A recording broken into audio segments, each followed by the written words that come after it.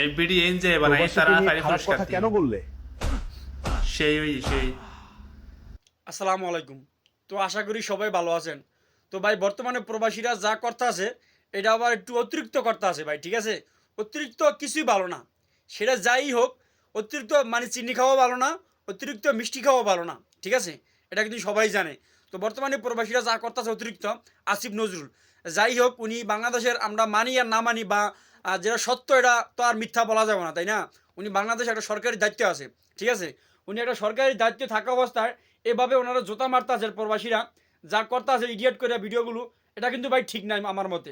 আমাদের দাবি একটাই, বা আমাদের দাবি দুই তিনটা জায়গা আছে, আমাদের দাবি মানতে দিব, ঠিক আছে? কয়টা দিন ওয়েট করেন, আমরা দেখি দাবি কি মানে কিনা।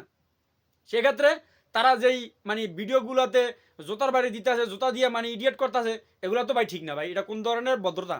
এটা কোনো ভদ্রতার ভিতরে ভরে?